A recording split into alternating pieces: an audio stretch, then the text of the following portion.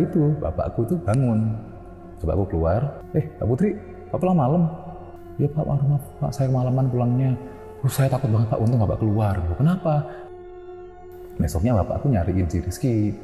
Panggil, Ki, kamu kok berani sih sama mak kosku gitu kan? Kok berani goda-godain malam-malam? Terus Rizky, oh enggak mas, bukan gitu mas. Saya tuh kemarin saya lihat Mbak Putri tuh bawa temen.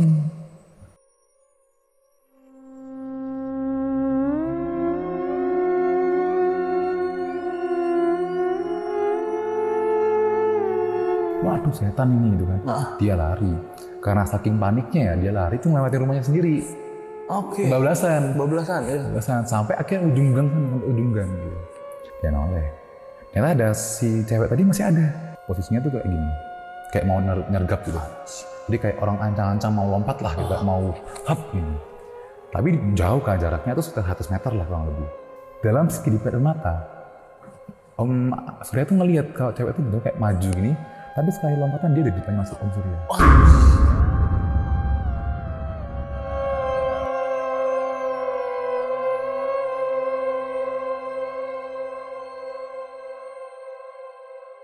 Assalamualaikum warahmatullahi wabarakatuh. Salam sejahtera untuk kita semua. Kembali lagi di Lonceng Misteri, masih bersama gue Gilang. Dan pada edisi malam kali ini gue kedatangan seseorang yang bakal nyeritain kejadian horor di kosan. Tapi narasumber gue ini bukan anak kos. Dia adalah pemilik dari rumah kos-kosan.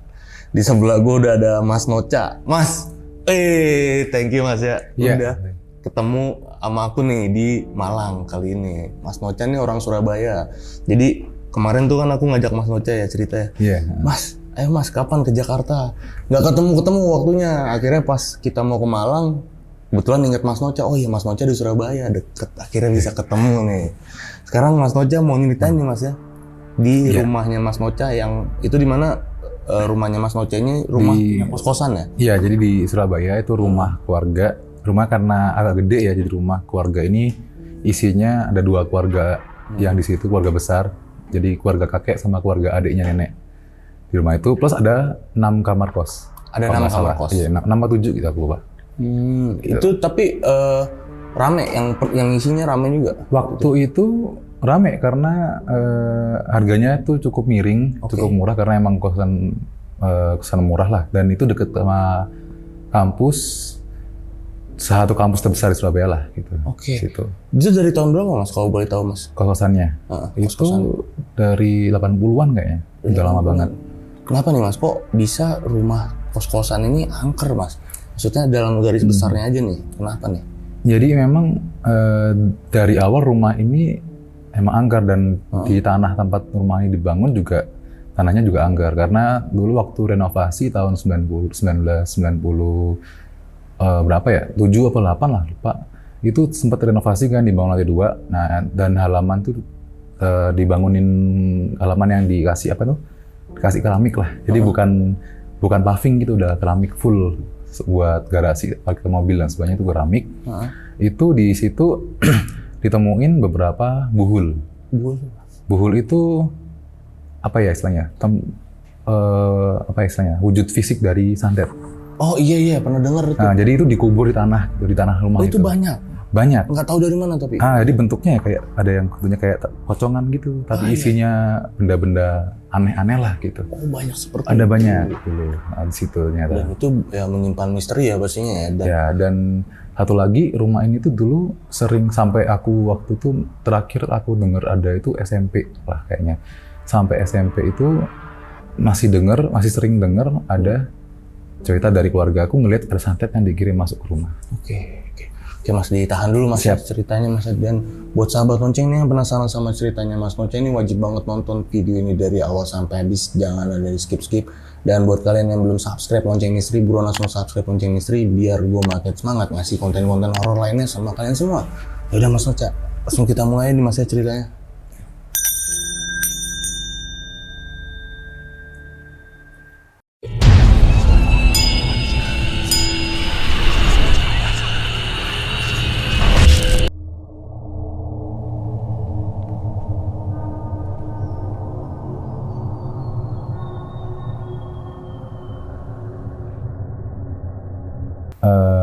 Jadi rumah ini tuh dibangunnya udah lama, dari mungkin zaman-zaman penjajahan lah, masih era-era penjajahan, sampai akhirnya sekitar tahun 80-90 itu dijadikan kos-kosan. Tapi bukan full, jadi kayak dibangun kamar baru lah gitu. Atau ada beberapa kamar yang disewakan gitu. Di tahun 90-an itu direnovasi. 90 akhir lah, 97, 98 aku lupa, itu direnovasi, dibangun lantai 2 untuk jadi kosan yang lebih luas gitu. Gitu. Lokasinya tuh di gang gitu masuk, terus tepat di pertigaan. Tapi bukan bagian tuh sate, tapi yang siku-sikunya lah, pas belokan. Nah, dan akses gang ini salah satu dari jalan gang ini tuh menuju ke jalan raya. Jadi rumah ini emang salah satu rumah yang pasti dilewatin orang buat keluar masuk, dan deket sama salah satu universitas di Surabaya. Gitu. Jadi rumah ini tuh emang sama warga sekitar udah dikenal kalau rumah ini angker. Ya banyak sekali warga yang kalau lewat rumah itu malam-malam takut. Yang ngalamin ada banyak. Aku juga pernah ngalamin, orang tua aku pernah, keluarga besarku juga pernah, keluarga yang nginep di situ juga pernah, bahkan sampai anak kos yang ngekos di situ juga ngalamin gitu. Jadi rumah ini ada halaman gitu, halaman agak luas. Halamannya sendiri ini sebenarnya dimasukin mobil bisa, 1 mobil lah. Tapi ada lagi garasi di sebelahnya gitu. Dulu itu garasi, sekarang udah diganti jadi kamar. Gitu. Dulunya itu garasi. Nah, di garasi itu karena waktu itu mobil tuh dibawa sama bapakku buat kerja di Malang waktu itu.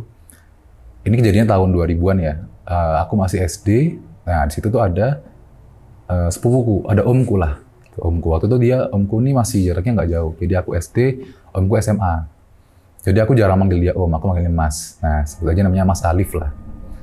Nah, si Mas Alif ini dulu dia punya komunitas lah. Komunitas teman-temannya itu yang suka nari break dance. Nah, karena di rumahku tuh kan halamannya itu sudah keramik. Jadi teman-temannya itu suka main di situ, latihan break dance itu kan enak licin. Iya. Ya, jadi lebih enak buat main break dance. Habis main break dance, biasanya mereka nongkrong dulu di garasi. Nah, waktu itu satu hari waktu mereka nongkrong di situ malam-malam, mereka biasa lah bercanda-bercanda kan. Jadi di garasi itu emang dikasih sofa gitu buat orang-orang nongkrong memang. Karena mobilnya nggak ada, lagi dibawa kerja terus kan, jangan dibawa Surabaya lagi.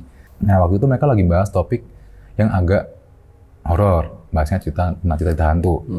Sampai pada satu saat ada yang ceritain soal cerita pocong. Di situ beberapa teman-temannya Mas Alif ini bercandain. Ya mereka bilang lah, apa sih takut sama pocong tangannya diikat. Dia mau nangkep kita gimana? Mau lari juga nggak bisa, mereka lompat-lompat. Gitu-gitulah, pokoknya mereka tuh ngejekin pocong lah. Ngejek, ya udah, bercanda aja. Tapi waktu itu Mas Alif emang diem aja. Maksud, dalam artian dia nggak ikut nimbrung bercanda, tapi ketawa-ketawa doang, ketawa gitu. Nggak ikut nimpalin lah jokes-jokes itu gitu. Nah, akhirnya Mas Alif nih ngeliat nih, di situ kan Mas Alif bawain kayak teko air gitu kan, buat minum bareng-bareng. Tekonya habis. Nah, dia inisiatif lah mau ngisi air lagi di dalam di rumah. Buat dibawa lagi di situ. Dia masuk, aku balik masuk dulu ya isi air. Dia masuk, ngisi air, balik keluar, temennya nggak ada semua. Cariin kan.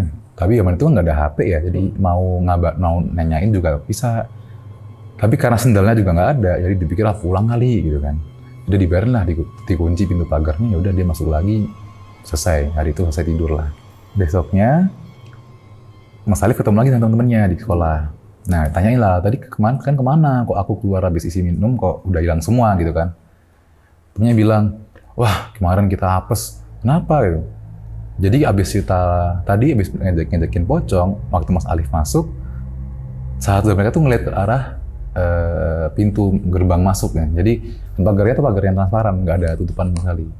Pagar besi yang nggak dikasih tutup-tutupan ya, plastik apa gitu kan, nggak ada. Jadi kelihatan, kita bisa lihat orang masuk, orang di luar, terus orang di luar juga bisa lihat masuk. Nah di depan pagar, di sebelah pagar tuh yang ada di samping itu ada pocong berdiri di situ ngeliatin mereka dengan ekspresi yang marah. Oh iya? Iya katanya kayak gitu. Kata yang teman-temannya Mas Alif itu bilang ekspresinya kayak marah gitu. Nah di situ kita langsung takut semua. Akhirnya kita langsung lari pulang semua. Nggak noleh balik lagi gitu. Lah, mereka berarti pulang lewat gerbang itu? Iya, lagi ngelewatin sebelahnya gitu, langsung lari aja gitu. Dia, Mas Alif bilang, kalian kok ngapain? Nggak masuk aja, kan rumah aku di dalam, aku kan di dalam. Iya. Ya kita panik aja sih, mikirnya langsung mikir pulang semua gitu. Kayak gitu. Tapi mereka ngeliat bener-bener sosok pocong itu. Iya, ada. mukanya kelihatan jelas ya, karena Kelihatan katanya jelas. rautnya marah. Auto yang marah. Nah, jadi mukanya bukan yang gosong atau hitam doang itu enggak. Berarti muka Ada full muka orang. Iya, tuh itu kejadian yang pertama. Nah, masih di garas, masih di teras.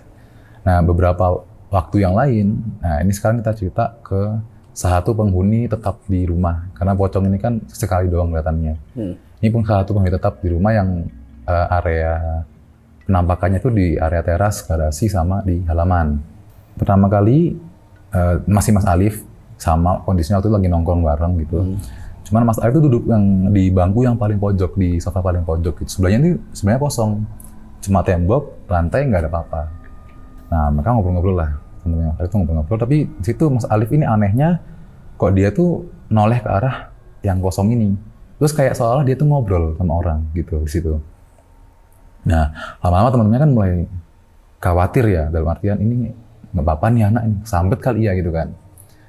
Dipanggil lah, Liv, ngapain kamu ngobrol sendiri di situ? Gitu. Ngobrol sama siapa? Gitu. Terus Mas Alif bilang gini, kalian tuh aneh. Ini ada cewek cantik di sini kok nggak diajak ngomong sih? Situ ya, jadi kayak Mas Alif tuh bilang, di situ ada cewek cantik. Jadi ngobrol berdua sama Salif. Terus temennya kayak, wah, Liv, yang bener Liv. Udah, biar kita pulang. Ya, mereka pulang semua. Gitu. Nah, sosok itu di rumah dikenal sebagai wanita bertaring. Jadi kalau dia nunjukin wujudnya yang seram, itu ada taringnya. Oke. Kalau nggak kelihatan taring itu. Gitu. Nah, kejadian yang lain dialamin sama anak kos yang ngekos di situ. Ya, sebut aja Mbak Putri lah namanya, karena aku juga nggak tahu namanya siapa. Waktu itu dia pulang kemalaman. Nah, dia tuh waktu itu kerja kan, jadi bukan anak kuliah, kerja. Kalau nggak salah dia kerjanya di farmasi lah kalau nggak salah.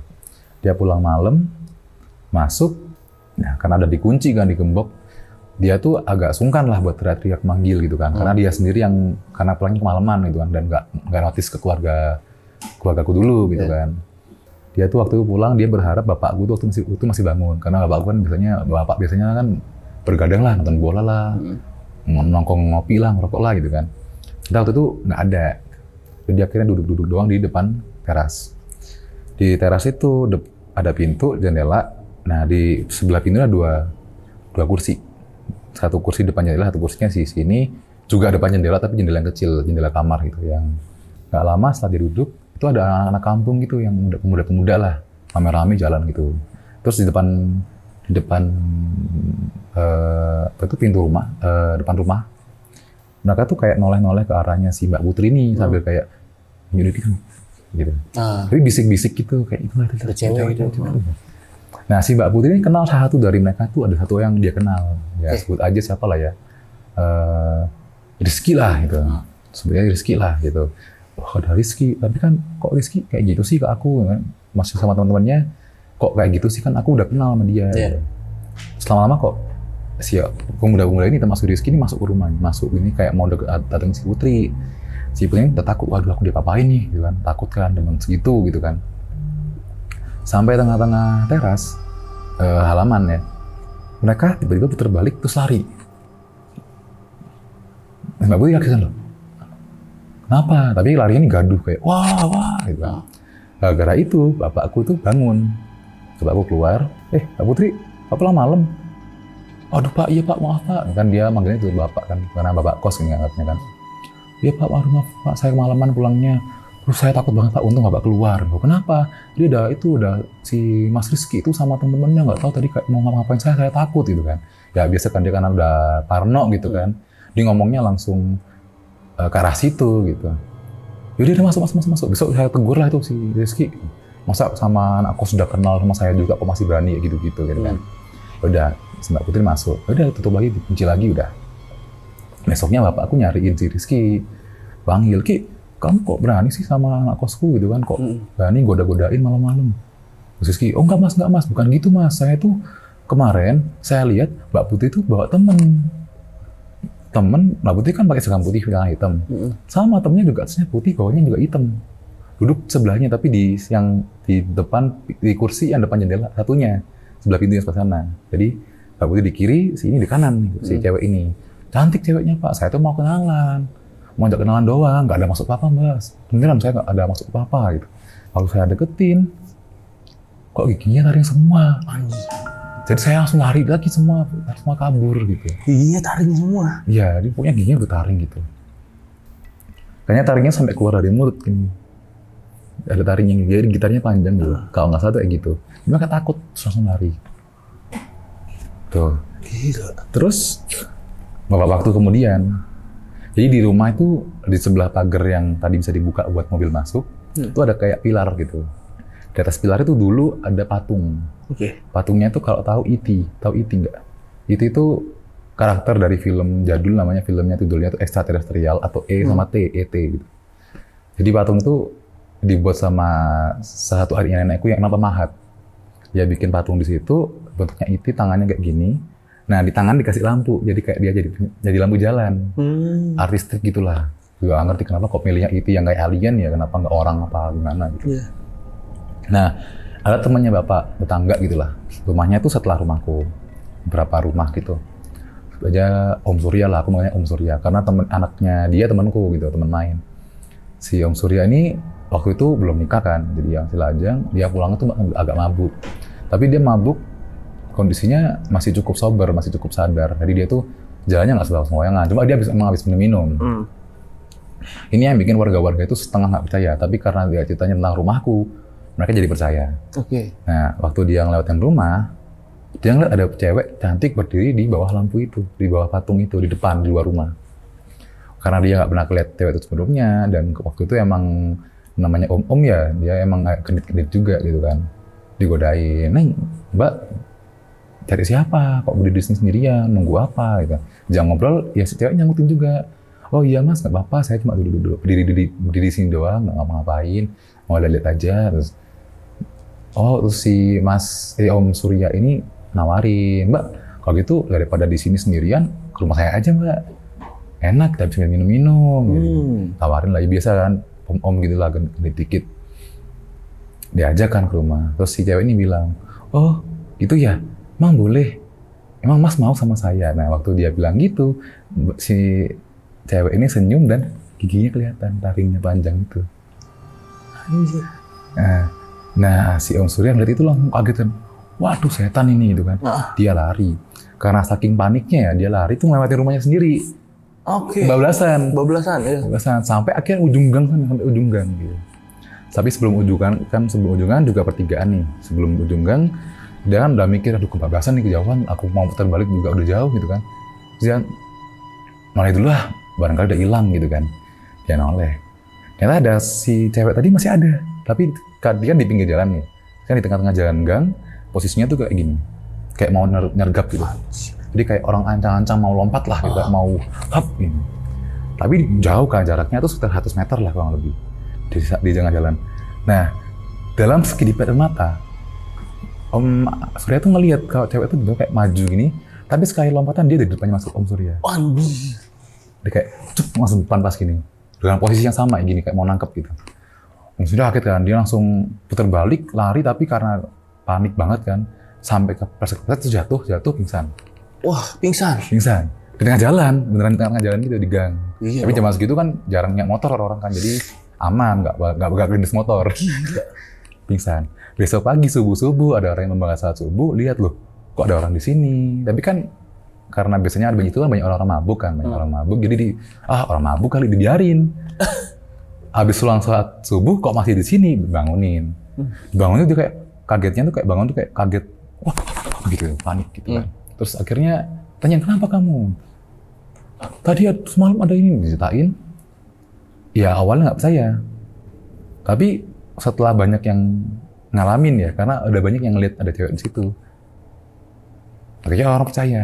Dan akhirnya warga sekitar tuh minta buat patung itu dibuang, karena mereka anggapnya patung itu yang bikin cewek itu ada di situ. Oh, yang patung itu patung ya? itinya itu tadi. Ya udah dibuang sama keluargaku. Jadi sekarang pilarnya tuh masih ada, tapi patungnya udah nggak ada. Oke.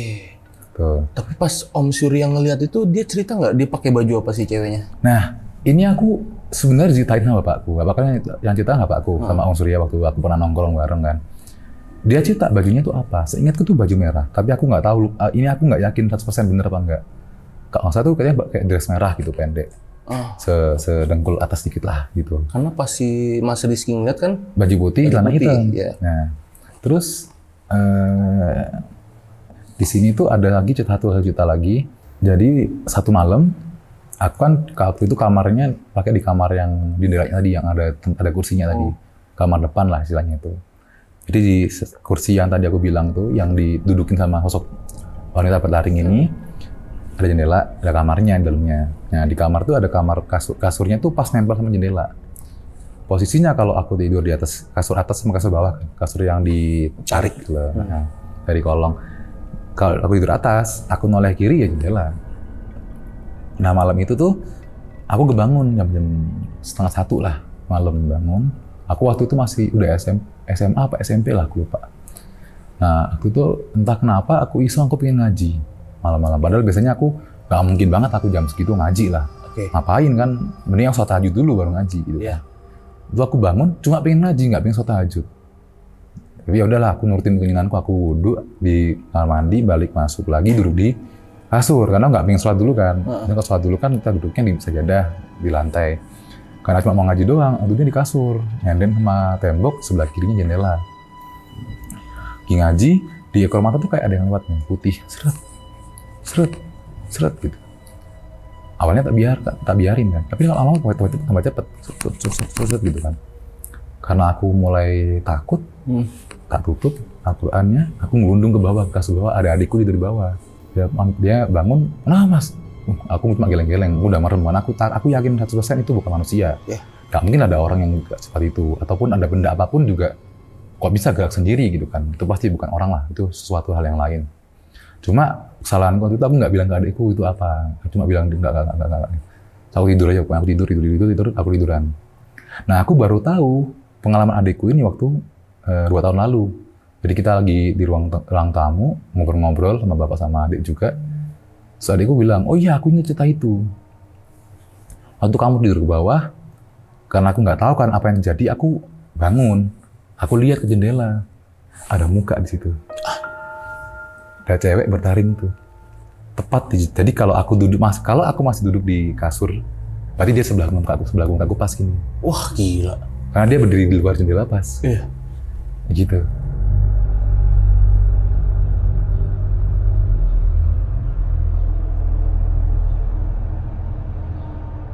Nah, terus berikutnya itu, jadi kakekku itu kan TNI AL. Nah, dia sering beberapa kali pergi layar. Sekali layar nggak mungkin balik cepet dong. Sekali banget ke pelabuhan buat berangkat ya nggak mungkin balik cepet. Kecuali biasanya kalau emang nggak jadi layar misalkan ya, dia bakal telepon rumah dulu, kabarin, aku nggak jadi nih, nanti aku pulang. Gitu. Nah, yang pertama kali itu tetangga. Jadi tetangga rumah depan sebelahnya. Gitu. Serong. Dia tuh ngelihat waktu malam-malam ya, ada kakekku berdiri di depan rumah, di depan pagar, diem aja, nggak ngetok-ngetok, nggak apa, diem aja, berdiri doang, lama gitu. Dia mikir, ngapain nih si kakek ini kok nggak masuk kan, punya rumah sendiri gitu kan. Terus mau disamperin sama dia, tuh disamperin, kan kakekku sebenarnya Pak B lah, Pak B, langsung hilang. Pak Dipan hilang. Itu pertama. Yang kedua, itu waktu itu ada kakakku berarti, kakak sepupu lah. Itu nginep di rumah. Jadi itu di kamar depan. Nah, kali ini dia dengar ada yang bunyiin pagar, teng gitu. Dia lihat di jendela, kok Pak B kan tadi banget layar. Tapi dia nggak notice kan, dipikir, loh, apa udah pulang gitu kan. Nah, dia tuh mau bukain pintu. Sampai pintu depan udah nggak ada. Kedua. Yang ketiga terakhir tuh ART. Nah, ART-nya dengar pintu diketok-ketok. Jadi bukan pagar lagi, pintu di dalam. Nah, ART-nya nengok kan dari ruang TV kan. ART-nya juga ikut nonton nih, soalnya sinetron kan gitu. Dan nengok, loh, kok ada bapak pulang gitu. Nah, waktu itu untuk beruntungnya ART ini nanya nenekku dulu. Karena dia nggak tahu nih kebiasaan kakekku kalau pulang, kalau nggak jadi berangkat telepon dulu. Dia noleh kan, "Bu, kok ada bapak?" "Hah, bapak kan berangkat layar." "Iya, tapi kok udah ada bapak lagi, pulang kah?" "Hah, masa?" Nah, nenekku bangun, ngelihat hilang, nggak ada. Jadi sering seperti itu ya? Iya, tapi itu kata nenekku Ya itu genderuwo, emang ada genderuwo yang kayaknya suka sama nenek gitu. Dia menyerupai terus Nah, ya. dia juga pernah nyerupai ke adiknya nenekku tuh. Jadi adik nenekku tuh kan orang yang agak ahli spiritualis lah gitu. Iya. Nah, dia tuh di rumah gitu. Satu hari dia bilang ke istrinya, nanti aku kalau pulang, kalau kamu ngerasa aku aneh, ada bau yang aneh, coba kasih nasi yang isinya garam semua. Nasi putih sama garam aja, yang banyak garamnya. Kalau aku makan itu sampai habis, itu bukan aku. Wah, Dia bilang gitu. Nah, berangkatlah dia pergi gitu kan, si kakek sepupu ini. Kakek sepupu di rumah, malam-malam ada yang datang, tapi nyapa. Kayak misalkan manggilnya apa ya, Nduk lah ya. Nduk, aku pulang. Loh kok pulang, kok cepet gitu. Nah, terus waktu deket ini kok nyium baunya tuh bau kalau di sini namanya bau lebus. Bau lebus itu apa ya? Bau apek lah gitu. oke. Kok bau apek nih? Kok aneh ya? Nah, terus nenekku inget sama pesannya suami tadi. Dia ambil nasi, diisi garam full. Jadi garam tuh diambil segenggam gini, ditaburin gini, diaduk-aduk, dikasihin ke, ini maam dulu. Gak dikasih lauk emang. Nggak ada lauk ya? Gak dikasih lauk. Dimakan, habis. Terus nenekku langsung keluarin, langsung turun, pergi gitu aja. Ditinggal, nggak berani dia masuk rumah. Gila. Itu kebetulan kan, jadi keluarganya adik nenek itu keluarganya tinggal di lantai 2. Tapi yang di depan, jadi yang ada balkon depan gitu. Kayak gitu. Ditinggal langsung Ditinggal ya? langsung dia sadar, wah ini berarti bukan suamiku ini gitu. Kalau dipesenin kalau makan nasi, dikasih garam semua, dihabisin, itu bukan orang, itu bukan aku, gitu kan. Kayak gitu. Terus selanjutnya kita masuk ke dalam ya. Jadi ini kejadiannya di kamar sebelah kamarku waktu itu. Oke. Jadi kamar ini itu kamarnya kakekku sebenarnya sampai sekarang. Tapi waktu itu sempat dipakai sama omku karena omku itu mengalami kecelakaan. Nah, kamar ini sama kamarku itu sekarang ada sekatnya gitu di atas di pojokan. Itu buat naruh AC. Jadi AC-nya itu dipakai buat dua ruangan. Yeah. Tidak tengah-tengah gitu biar hemat. Nah, satu waktu dulu kan omku ini kecelakaan. Dia kecelakaan malam-malam kan. Nah, sebut aja namanya Mas Endut, namanya Mas Endut. Nah, aku tuh belum tahu detailnya gitu kan. Besok pagi, subuh-subuh aku bangun, aku lihat Mas Endut tuh digotong. Berbanyak orang masuk ke kamar itu gitu. Ternyata kakinya lumpuh. Oke. Nah, cuma kronologinya belum tahu gitu. Yaudah aku sekolah biasa aja lah, nggak terlalu mikirin kan, anak kecil, masih SMA. Pulang-pulang, aku pulang kan sore aku. Nah, sore langsung di kamar, waktu itu zamannya main game di laptop kan, main game di laptop sampai malam gitu. Aku denger Mas Duni kayak ngobrol malam-malam itu, kan waktu udah selesai main game kan, tinggal aku tuh mau nyari lagu lah, menyetel lagu. Aku lepas headset dulu kan, itu aku denger, oh Mas Duni kayak ngobrol, Pak. Tapi ngobrolnya tuh aneh, kayak dia ngobrol tapi nggak ada sautan. Kayak dia tuh bilang kayak, kamu tuh ngapain sih? Kok kau usah kayak gini lah, nggak usah kayak gini lah, aku nggak suka kamu kayak gini. Jedanya, udah kamu gak usah di sini lah, pergi ya. Aku kan mikir, sama siapa? Dia sampai dengerin di tembok gini, sama siapa? Kok nggak ada suara sautannya gitu kan? Akhirnya aku iseng, jadi kamar belakang ini, kamar Mas ini, pintu kamar sebenarnya ada jendela kaca gitu kecil. Sebelah jendela kaca itu ada kulkas. Nah niatku, aku pura-pura ngambil minuman lah di kulkas sambil ngintip. Mau sama siapa sih itu? Pacarnya tah? Siapa? Apa temennya kah? Gitu. Kok diem-dieman? Kok maksudnya ngomongnya tuh Mas Dut ngomong, si teman ngomongnya ini nggak bales gitu loh. Oh iya. Ya kan nggak nyaut. Jadi aku datang ke situ, aku lihat ada cewek. Tapi bentukannya ini nggak masuk akal lah, karena pertama rambutnya panjang aut-autan, tebel gede, rambutnya tuh kayak cewek itu rambutnya kayak gini ke bawah, panjang. Ini kayak ke atas kudu gede, terus gini. Jadi ngelebihin bahu rambutnya itu, lebar rambutnya. So, kayak, itu siapa? Kok kayak gitu postur tubuhnya gitu kan? Tapi aku nggak berani masuk, kan takutku mungkin lagi serius kali, apa pacarnya kali, apa siapa ya gitu kan. Udah aku tutup lagi, aku masuk lagi kamar. Besok tanya kakeknya aku. Kalau makanya kan Eyang Hadi lah, sebelumnya Eyang Hadi. Eyang Hadi, itu Mas Dut tuh kenapa sih? Kok kayaknya aku tuh denger suara Mas Dut tuh ngomong sama cewek, tapi kok ada ceweknya nggak? Tapi ceweknya nggak ngomong gitu. Oh kamu lihat ya? Ya gini, jadi Mas Endut itu, nah ceritanya gini, Mas Endut itu kan emang sering pulang malam. Nongkrong sih sebenarnya. Dan tiap hari dia lewat jalan yang sama, jalan itu, jalan belok-belok itu. Ngelewatin tembok yang sama itu. Ternyata di tembok itu emang ada penghuni cewek kuntilanak lah. Gara-gara tiap hari ngeliat Mas Endut di situ lewat, dia tuh suka sama Mas Endut. Dan dia berniat bawa Mas Endut ke alamnya. Niatnya tuh dimatiin dengan cara ditambahin ke tembok. Gitu. Niatnya si hantu ini. Nah, waktu itu Mas Endut malam itu, dia ngerasa kok jalannya masih lurus ya. Harusnya belok ini. Nah, karena dia ngerasa, wah ini jalannya kayaknya bukan lurus ya, harusnya ini belok. Dia tuh ngerem. Jadi dia nggak sempet fatal nabraknya. Jadi emang kepalanya tuh nggak luka, nggak apa. Badannya tuh nggak apa. Cuma akhirnya udah lumpuh. Tapi dia tetap nabrak. Motornya tetap nabrak depan. Walaupun nggak rusak parah, motornya nggak rusak parah. Rusak cuma lecet-lecet doang. Nabrak, blak. Dia jatuh. Pas jatuh, kakinya bergerak. Ternyata karena si kuntilanak ini nggak berhasil bawa si Mas Endut ke alamnya, dia mau ikut Mas Endut pulang dengan cara kakinya dipegangin ini kakinya. Jadi waktu itu kakekku itu sama Mas Endut tuh berusaha negosiasi supaya si perempuan ini lepasin kakinya. Gitu. Negosiasinya tuh lama banget sampai 6 bulan. 6 bulan? Nggak mau dilepasin 6 bulan. Akhirnya 6 bulan tuh si kuntilanak ini mau ngelepasin dengan catatan dia diizinkan tinggal di rumah itu. Di rumah itu, di kamar itu. Tapi Mas Endut nggak di situ kamarnya. Jadi dibohonginya di situ. Kamu gue pakai kamar ini. Tapi ternyata Mas Endut tidurnya nggak di situ.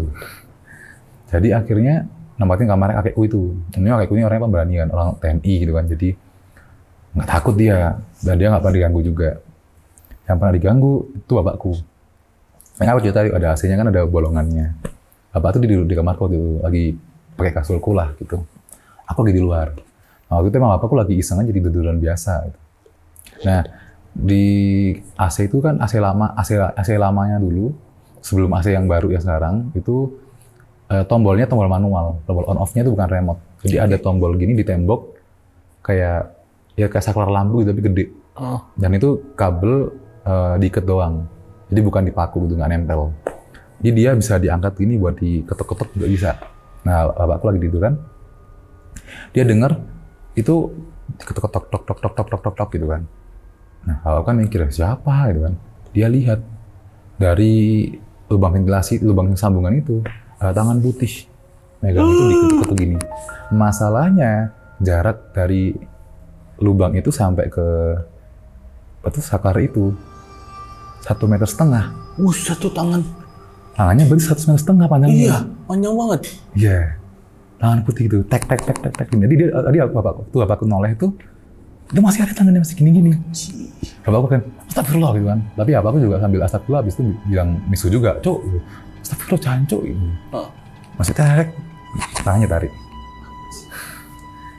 Gitu. Sekarang yang tinggal situ siapa sih, Mas? Ada bapak, ibu, adik, sama kakek yang di area lantai 1 ya. Lantai 2 masih ada Mas Alif tadi sama istrinya sama anaknya 3. 4 sama kakekku tadi yang virtualis sama istrinya masih di itu juga. Masih rame ya di sana? Masih rame, masih banyak, tapi saat ini kosannya lagi kosong. Kosannya lagi kosong? Nah, sekarang kita bahas kos-kosan. Oke. Nah, jadi sekarang di area kos-kosannya. Oke, dari tadi belum ke kos-kosan Nah, nih. sekarang gila. baru kosan. Jadi kita ceritain dulu yang dari keluarga-keluarga dulu kan ya. Nah, kosnya ini ada dari 2 area. Jadi area depan, balkon depan sama belakang. Dulu depan ini dipakai kosan. Sekarang udah enggak karena tadi Mas Alif tuh kan tinggal di situ juga. Nah, dia butuh kamar nih, anaknya banyak. Dia sama istrinya 1 kamar, anaknya 1 kamar. Gitu. Jadi 2 kamar yang di depan ini udah dipakai sama anaknya. Jadi dulu tuh aku punya temen sekampus, beda jurusan, beda fakultas. Cuma kita kenal karena satu komunitas lah. Gitu. Nah, sebutnya Mas Sandra lah. Karena aku belum izin ceritanya ini juga tadi ya. Si Sandra ini, karena rumahnya itu sebenarnya nggak jauh sih. Rumahnya tuh jaraknya 10 km lah dari kampus gitu kan. Cuma karena rumahku kan jarak ke kampusnya cuma 1 km. Jadi dia mikir, aku ngkos aja lah. Biar nggak jauh, pulang pergi gitu kan. Jadi dia pindah kos di tempatku. Aku udah bilang, kosku angker loh. Ya nggak apa-apa. Udah, dia ngkos di situ, di kamar yang depan. Di teras yang depannya tuh balkon gitu. Nah, waktu itu lagi momen-momen puasa, bulan puasa, bulan Ramadan. Nah, biasalah kita kalau keluarga itu kan, kita kalau sahur kan ada yang bangunin. Nah, habis itu waktu-waktunya sahur, kita juga biasanya bangunin anak kos. Karena mereka kan kos di rumah kita, jadi kita juga bangunin mereka lah. Anggaplah mereka kan juga Islam kan. Jadi kita bangunin, biasanya itu aku yang bangunin. Sandra ini terutama aku yang bangunin.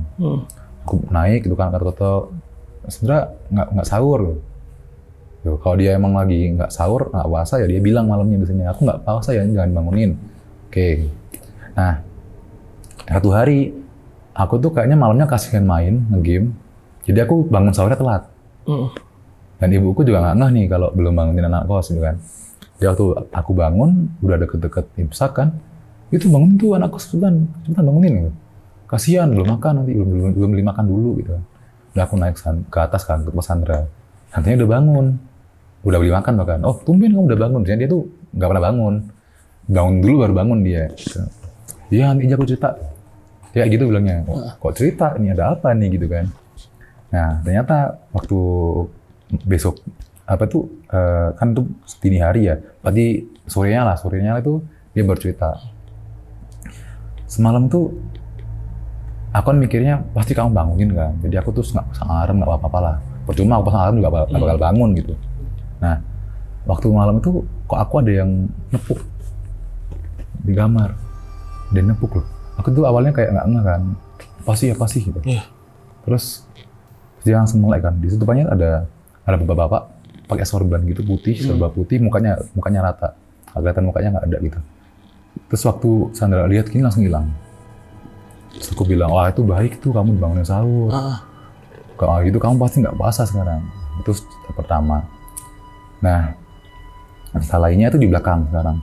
Kita pindah ke area kos belakang. Di area kos belakang ini yang paling angker. Jadi di situ emang terkenal ada 2 penunggu. Dua-duanya nenek-nenek. Satunya itu suka di kamar mandi, satunya di tangga. Yang di tangga ini dia tuh nempel di tangga gitu. Jadi kayak Spider-Man gitu tapi di tangga, di tembok gitu, di belokan tangga. Gitu. Nah, jadi satu malam, waktu itu kosnya lagi rame nih. Cuma kebetulan lagi liburan, jadi banyak yang pulang. Tinggal 2 orang yang masih di kos. 2 orang cewek-cewek kan, karena kos cewek. Mereka sekamar berdua. Nah, malam itu tiba-tiba mereka tuh lari keluar sambil teriak-teriak gitu. Nggak lari keluar, langsung keluar rumah. Padahal mereka pakai baju yang ya minim lah. Jadi pakai celana pendek banget gitu, pants sama kaos yang pendek juga gitu. Mereka lari gitu aja langsung keluar. Motor ditinggal dan sebagainya. Mereka keluar aja gitu. Kita keluarga kan mikir loh ada apa gitu. Nah waktu itu kan kita kan ada di rumah tuh ada satu kakek sepupuku yang dipekerjakan untuk bersih-bersih serumah. Jadi keluarga aku tuh bayar kakekku ini. Dulu aja namanya Eyang Budi.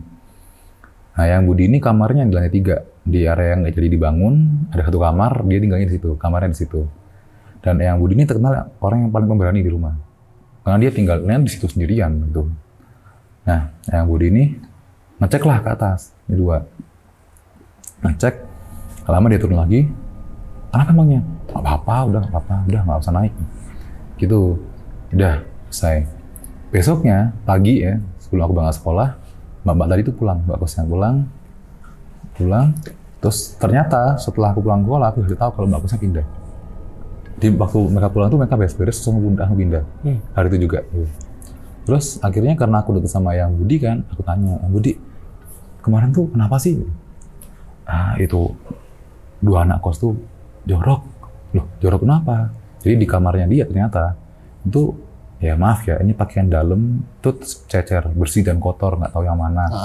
Pakaian dalam kececeran di lantai, di kasur, di meja, sampah-sampah banyak yang belum dibuang, dan banyak yang masih cecer, jadi kayak belum dimasukkan plastik gitu.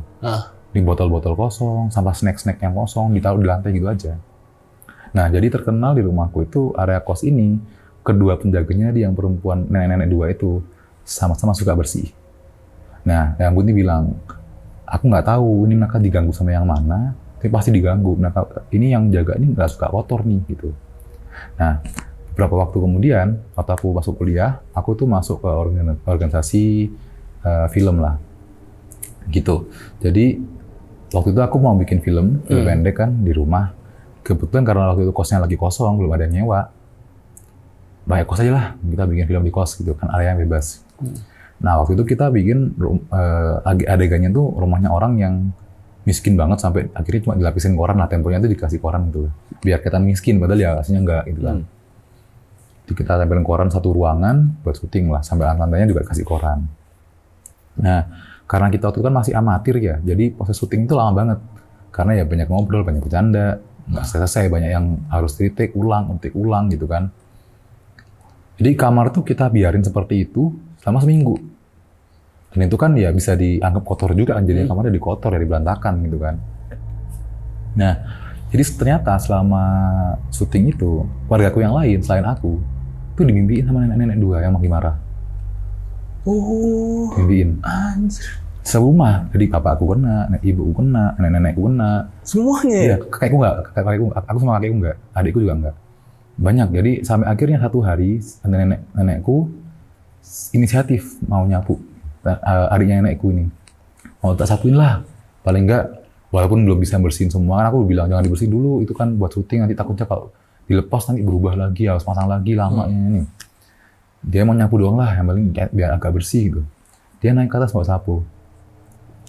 Sampai di anak tangga tengah-tengah gini, kan tangganya tuh ada kayak pagar kayu lah gitu kan. Tapi bolong-bolong bisa lihat di area tengah kokosannya ada apa gitu kan. Waktu sampai tengah-tengah tangga ini, dia lihat di area kos-kosan di tengah-tengah itu ada sapu lagi nyapu. Gak ada yang megang. Sapu sek. Dan itu terus-terusan. Jadi kan nenekku kan takut ya. Jadi dia tuh sempat nge-freeze gitu kan. Hah? Tapi ini masih nyapu aja gitu. Wah, gila. Nyapu terus gitu. Dan beneran bersih.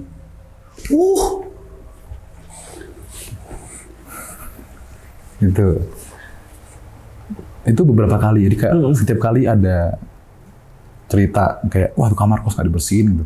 Waktu ada yang mau bersihin, ada yang nyapu. Ada sapu itu yang nyapu. Iya, dari Harry Potter loh. Itu harusnya jadi pekerjaan sekalian gitu. Jadi Iya. bersih kosan sekalian. Bagus juga dia. Tapi tadi dia juga suka marah tadi kalau ada yang kotor gitu kan. Dia marahinnya serumah gitu, nggak semua. Selain itu aku juga pernah nih ngeliat satu kejadian lain lagi. Jadi ini Ramadan tahun 2021 kemarin. 2 tahun lalu kan ya. Jadi itu aku kan belum nikah. Waktu itu aku masih di rumah itu, masih COVID, jadi aku sering di rumah. Waktu itu lagi bulan puasa juga. Karena COVID ya, kos-kosan ini udah lama kosong. Dan kita juga emang nggak sering-sering bersihin lah, paling seminggu sekali, 2 minggu sekali kan bersih-bersihnya. Nah, waktu itu habis buka, jadi udah habis terawih. Aku tuh mau nyemil lagi lah di meja makan dan ambil makanan. Tadi aku cerita nih, meja makan sebelahnya ada tangga nih yang ke area kosan belakang. Aku baru masuk ke ruang makan, aku lihat di tangga itu ada kaki lagi naik. Kaki doang, sampai paha. Wah, paha ke bawah. Putih. Naik, kaki doang, nggak ada badannya. Kaget kan aku. Cuma ya aku nggak mungkin aku ngikutin gitu. Ya udah aku biarin aja, aku ngambil makan, aku balik, langsung kabur. Nah, hal ini aku ceritain ke bapak. Tuh. Entah kenapa, kayaknya si Eyang Budi ini denger gitu. Nah, Eyang Budi ini punya tabiat buruk, ya, tuh suka mabuk. Dia tuh suka mabuk sampai parah lah. Tapi, jadi kalau kata Eyang Budi ini, ya, dia tuh setiap hari sebenarnya dia minum alkohol. Tiap hari. Cuma kalau dia lagi stres, minumnya agak banyak. Sampai dia bener-beneran teler yang harus goyang-goyang gini. Jalannya harus dibantu gitu.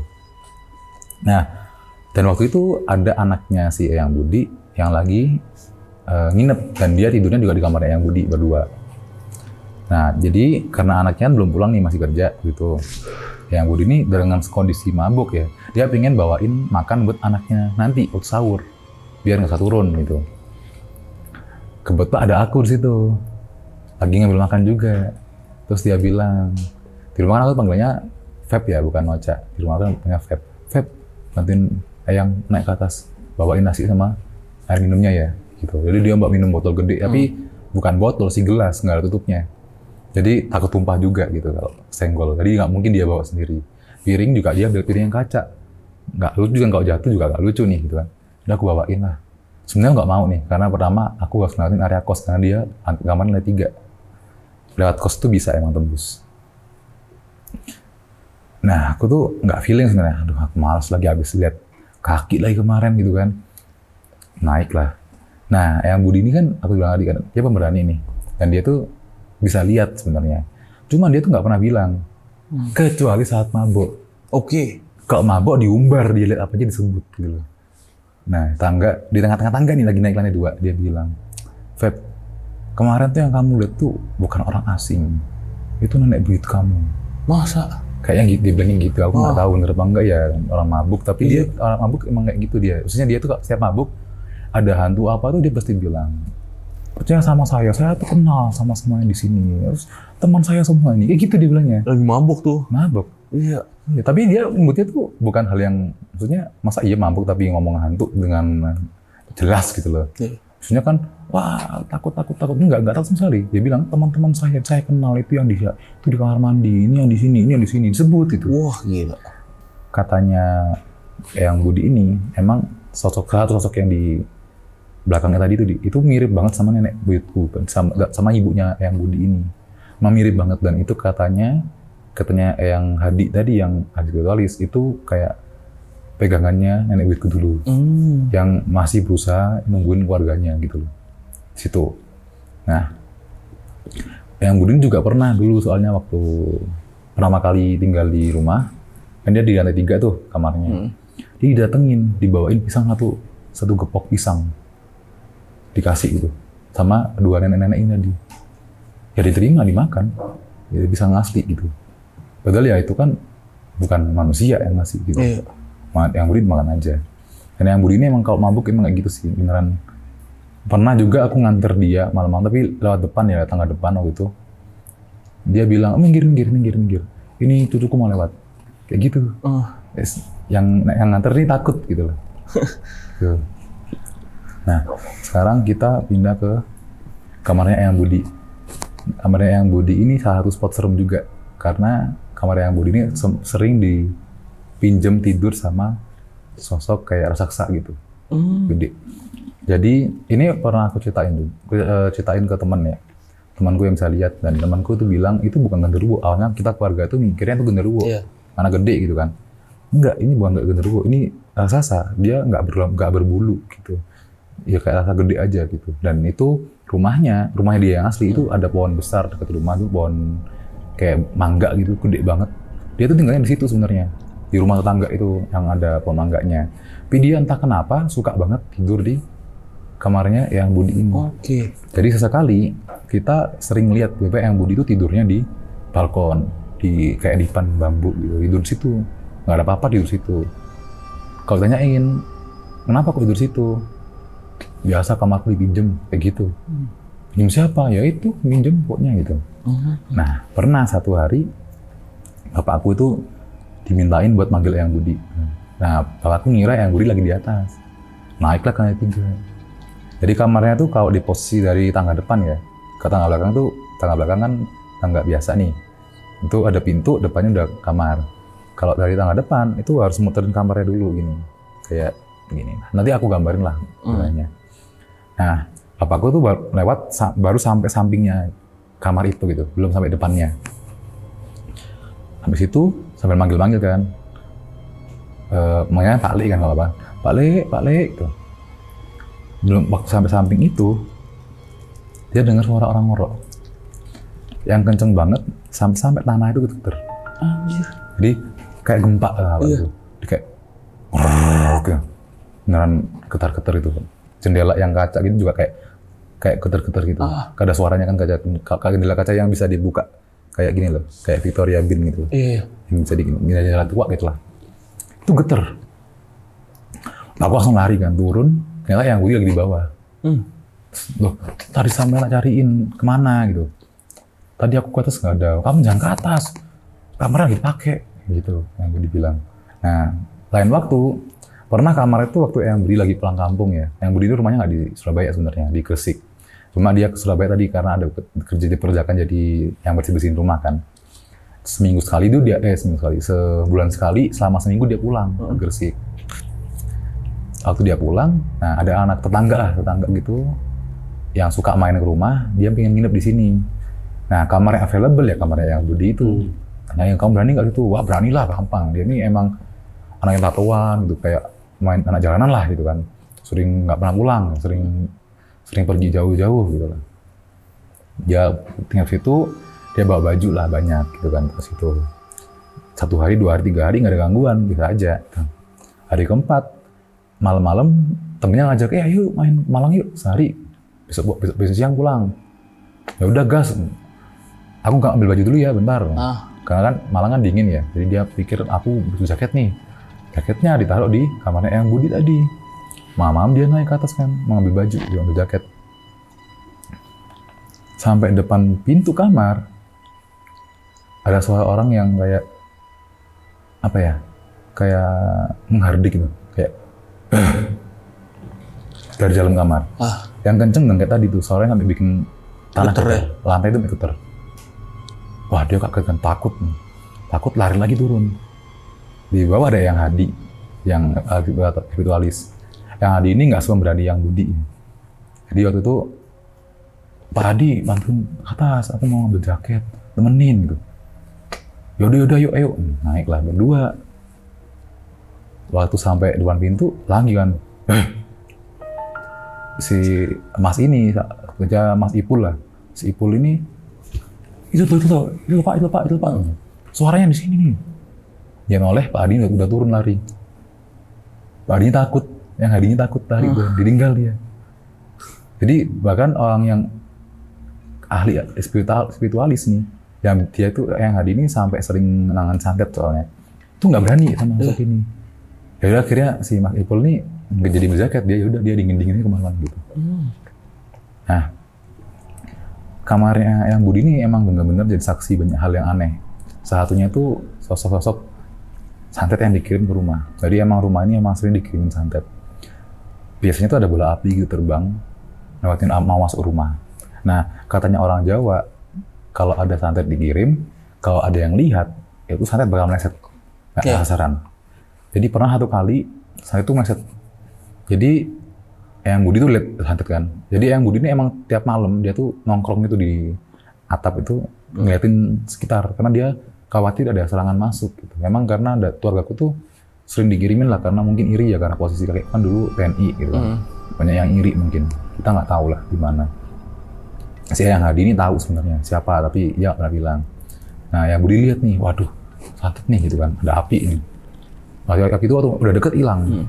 Tiba-tiba di lantai 2 yang rumahnya Eyang Hadi ini yang depan, deket balkon itu ada gelas yang pecah. Pecahnya aneh tapi, bukan pecah kayak jatuh gitu, nggak pecah di meja gini, posisi di meja, pecah, biar tinggal alasnya doang, yang sisanya jadi butir-butiran gitu. Oke, serbuk ya dia? Jadi serbuk. Oh, iya. Jadi tinggal alasnya doang ini bundar, gagang, gelasnya sama gagangnya hilang, udah, ceceran kemana-mana. Tuh. Nah, satu waktu pernah kan, dia aku berjejak kan di balkon tuh ada dipan bambu tuh buat tidur. Jadi itu kan sering pakai tidur sama Eyang Budi, sama nenekku yang lain namanya Eyang Nini lah sebenarnya. Eyang Nini ini emang sering tidur di situ, di dipan itu kalau lagi nginep. Karena di dalam rumah kan panas nih, Surabaya kan panas. Iya. Dia tidurnya di balkon biar dingin, kena angin gitu kan. Nah, satu hari Eyang Hadi ini tiba-tiba itu dipan dibongkar, dihancurin gitu kan. Nah, yang ini kan sering tidur situ. Nah, ini lihat ngamuk. Loh, kan yang ini itu kakaknya si Yang Hadi. Yang ini bilang, loh Hadi, ini ngapain dipanku kok mau hancurin? Ya kan aku tidur sini biasanya, kok kamu hancur, kok tega kamu tuh gitu kan, marah-marah lah. Mama gitu kan, marah-marah. Hadi udah diam, gak usah banyak ngomong kamu gitu kan. Nah, waktu ada satu kakinya dipan yang dibongkar, dipecahin gitu. Hadi dipalu, biar keluar ular. Keluar ular gini, terus langsung meledak ularnya. Meledak? Jadi asap itu. Gila. Nah, yang ini kaget gitu loh. Kok ada ularnya? Nah ya itu. Jadi ceritanya beberapa semingguan lalu, ada temannya yang hadir, teman baiknya lah. Itu lagi main di situ siang-siang. Dia sekalian rebahan di situ, tidur di depan itu. Nah, lagi enak tidur, si temannya yang hadir tiba-tiba kayak bangunnya tuh lompat tuh. Kayak lompat, kan? Sampai jatuh di lantai. Nah, yang hadir dibawa ke dalam tahu aja, oh ngapain kamu, aneh banget bangun kok kayak gitu, ngapain kamu gitu. Yang bilang, yang temannya langsung bilang, adik, ini gak bener nih. Tadi aku dengar kayak ada suara ular yang kayak suara lidahnya kayak gitu. Gak tahu suaranya gimana gitu, bingung ya. Ada suara ular kok dalam dipan ini gitu. Makanya kayak minggu depannya itu hari Minggu dibongkar tadi tuh dipannya. Ya bener keluar ularnya. Nah kata Ayah Hadi, ini untung loh Mbak, kan manggilnya ke Mbak kan, ke nenek yang ini itu kan dipanggilnya Mbak sama Ayah Hadi. Yang Hadi bilang, untung loh Mbak, aman nggak pakai tidur ini depan lagi. Orang ada santet masuk sini kok. Gitu. Jadi Ayah Hadi ini juga sering biar santet itu nggak kena ke keluarga yang lain. Santet itu sengaja diambil dikenain ke tubuhnya sendiri. Oke. Jadi Ayah Hadi ini sering banget tiba-tiba lari ke kamar mandi, muntah darah, keluar beling, keluar paku, kayak gitu. Jadi emang ditarik-tarikin ke dirinya sendiri aja lah, yang penting keluarga aku aman semua. Jadi kayak gitu. inilah ya, tamengnya lah. Kayak tameng lah ya. Nah jadi dia tuh tahu siapa yang ngirim sebenarnya. Cuma dia nggak pernah ngomong. Dia cuma bilang, kirimannya selalu dari barat gitu. Tapi sampai sekarang aman lah ya? Nggak ada sekarang udah nggak gitu. ada. Jadi konon ya, target utamanya tuh nenekku. Nenek? Kenapa ini target utamanya nenek? Nenekku ini orang yang terlalu baik lah, tapi tegas. Jadi banyak orang yang gak suka dan iri, apalagi dia jadi istrinya TNI kan, itu yang kekayaannya ya lumayan gitu kan. Jadi nenekku selalu target dari dulu. Jadi dia meninggalnya pun juga aneh di rumah. Aneh. Jadi waktu itu nenek pernah berobat alternatif kan ke ustadz itulah. Nah nenekku ini dari kecil emang sudah ada komplikasi penyakit lah gitu kan, asma, ada apa. Dia berobat itu, terus salah satu ustadz ini bilang, ada yang target sampean loh Bu.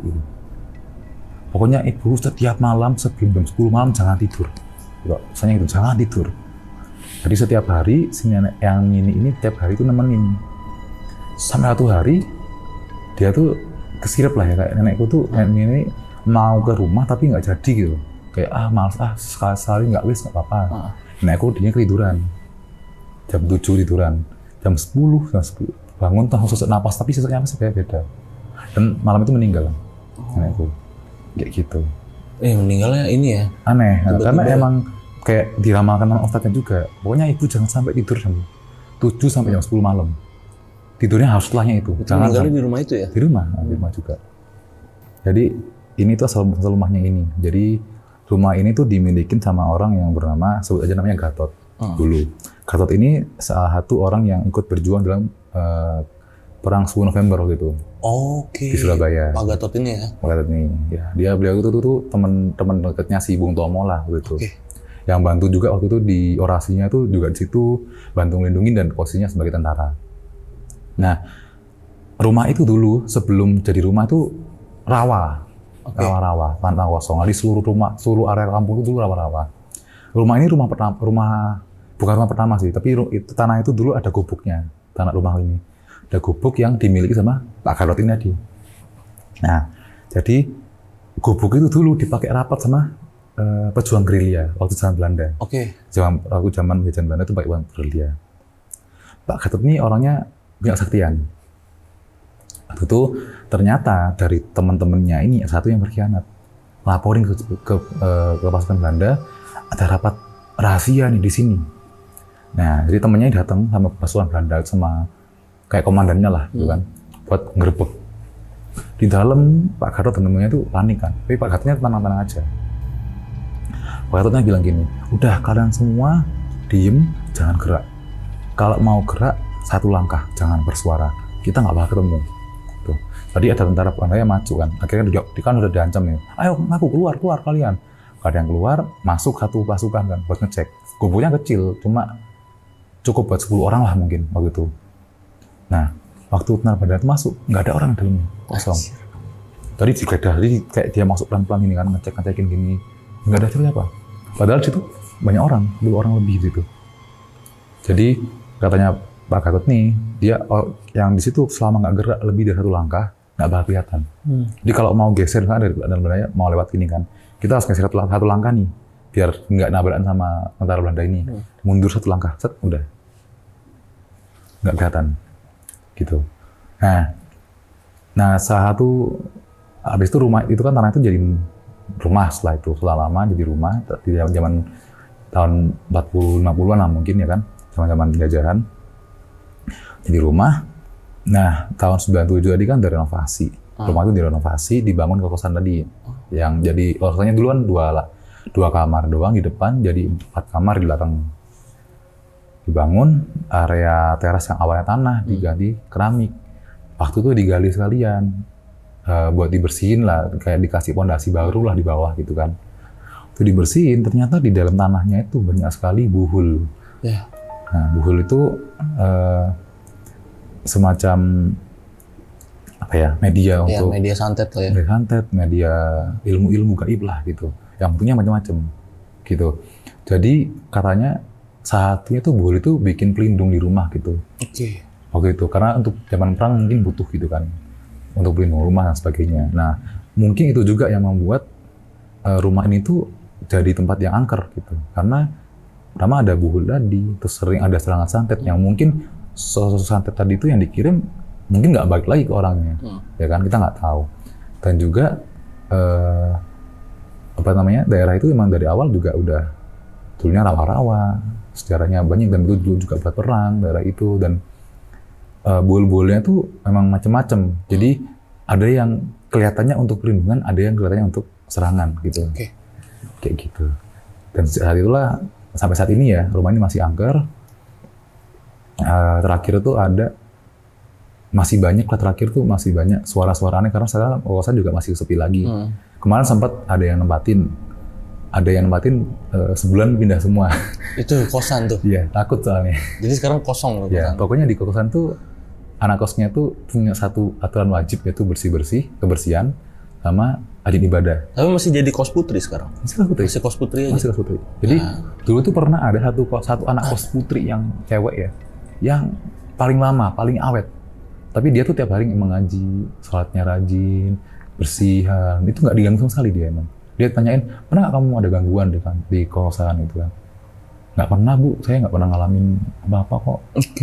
Aman-aman aja. Saya itu juga heran kok, yang lain kok bilang ada yang ganggu, ada apa, saya nggak pernah tuh gitu. Jadi emang menurut saya ya dimanapun berada kita tuh emang harus jaga kebersihan, jaga perilaku, jaga sikap. Berarti masih banyak kamar yang kosong nih. Kali aja kan sahabat lonceng yang tinggal di Surabaya, yang cewek lagi nyari kosan nih, bisa ngubungin Mas Nocha aja ya. Siapa tahu dia mau ngekos di situ ya, kan. Tapi kosnya emang udah nggak layak sih, dalam artian kan kos lama, ya murah sih sampai sekarang, harganya masih tetap stabil, masih 600.000 per kamar. 600.000 sebulan? Sebulan. Nah ya. tuh 600.000 kamar dia tapi sebulan. luar, tapi ya kecil lah, di kamar kecil kan. Plus penghuni.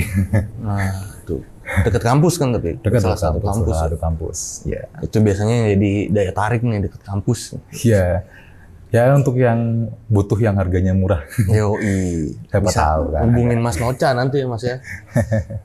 Oke, udah semua nih Mas ya, cerita dari awal, dari semua anggota keluarga udah, dari cerita Mas Nocha udah, bahkan dari cerita anak-anak yang kos di sana udah lengkap semua ya. Dan sampai sekarang kosannya masih ada, dan ya keluarga dari Mas Nocha ini pemiliknya. Jadi ya buat sahabat lonceng kali aja yang mau ngekos di tempatnya Mas Nocha, monggo. Ya, dan ini juga cerita udah lengkap semua, dan gue udah dapat informasi semuanya dari awal sampai sekarang, informasinya udah lengkap. Gue rasa cukup nih Mas ya. Dan buat sahabat lonceng yang udah nonton video ini dari awal sampai habis, gimana pendapat kalian? Tulis di kolom komentar. Dan kalau kalian ada yang mau menghubungi Mas Nocha, kiranya boleh Mas. Ada yang mau ngubungin, ada mau nanya-nanya tentang cerita Mas Nocha, itu bisa. Boleh. Ke Instagram Mas Nocha ya Mas ya? Iya, itu boleh Mas? Boleh. Instagram Mas Nocha di mana Mas? Boleh kasih tau Mas sama sahabat lonceng? @fbhnch. Ya, @fbhnch. Nanti linknya gue taruh di deskripsi, bisa langsung diklik aja. Dan yang terakhir, aku mau ngucapin terima kasih Mas sama Mas Nocha. Udah ceritain cerita ini ke sahabat lonceng. Dan nanti Mas Nocha mau nyeritain cerita yang baru-baru ini aja terjadi nih ya. Di kantornya. Sampai sekarang. Ini belum diceritain di mana-mana lagi ya di kantor ya? Belum ya. Belum banyak. Dan ya pokoknya nanti ada cerita dari Mas Nocha lagi di edisi Malang. Dan ya akhir kata gue Gilang Ahaditya izin pamit. Mas Nocha juga izin pamit. Bye bye.